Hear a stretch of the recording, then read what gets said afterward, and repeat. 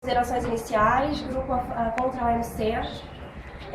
Eu vou começar a nossa crítica ao OMC basicamente da mesma forma que ele começou a defesa dele, por uma linha teórica, porque toda ideia ela é uma teoria e depois ela é colocada em prática. Então você tem que pelo menos olhar primeiro a teoria para depois você criticar o que deu errado na prática. Para começar, a nossa escola é anglo-saxã e a maior parte dos acadêmicos que fazem parte dela são da linha realista, que não acreditam em cooperação no sistema internacional, porque o sistema internacional é anárquico e cada ator internacional ele vai sempre buscar o interesse dele em detrimento de outros. Assim, a gente tem a opinião tanto dos realistas quanto dos neoliberais institucionais, que são praticamente eles que embasam a criação da OMC, quanto dos neoclassicistas da economia, que dizem que as instituições sim podem ser criadas, mas para gerar um fluxo de informação e para gerar uma transparência mínima, para diminuir o cálculo racional do Estado, para que ele, quando tiver que entrar numa guerra, ele já saber exatamente o que ele tem que fazer, e sendo isso em última instância, porque uma guerra é muito custosa. Outro ponto é a questão da ideia liberal, dela se colocar como universal, como se colocando como melhor do que todas as outras correntes e tentando impor o viés dela a todo o restante do mundo. Então a gente tem aí um embate entre o liberalismo e o comunitarismo.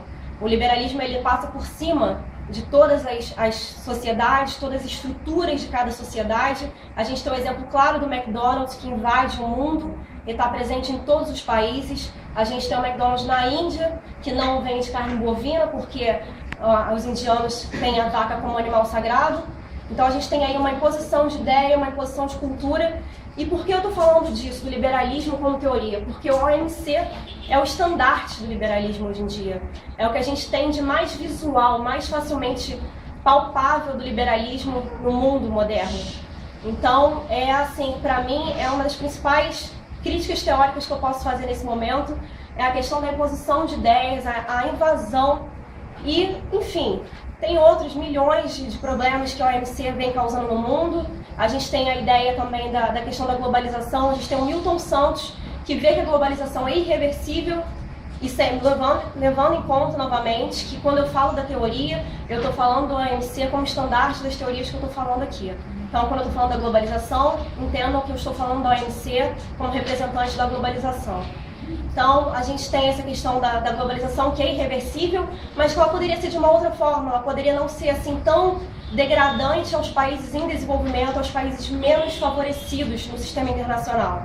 A gente tem vários problemas acarretados por uma hierarquização do sistema que é ratificada pela OMC quando os países em desenvolvimento têm mais facilidade de impor as suas ideias, mais facilidade de impor as suas decisões, até mesmo por uma razão básica econômica, o alto custo de se levar um litígio dentro da OMC.